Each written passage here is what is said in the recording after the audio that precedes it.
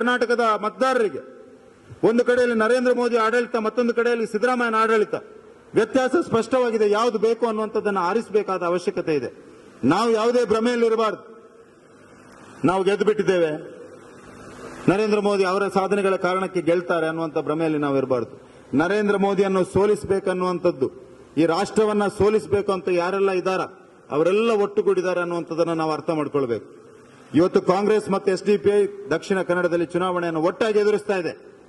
ನಮಗೆ ಇದು ಸ್ಪಷ್ಟವಾಗಿರಬೇಕು.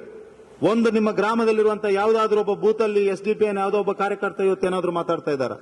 ಒಬ್ಬನೇ ಒಬ್ಬ ಮಾತಾಡ್ತಾ ಇಲ್ಲ. ಅವರು ಸದ್ದಿಲ್ಲದೆ ಚುನಾವಣೆಯ ತಯಾರಿಯನ್ನು ಮಾಡ್ತಾ ಇದ್ದಾರೆ.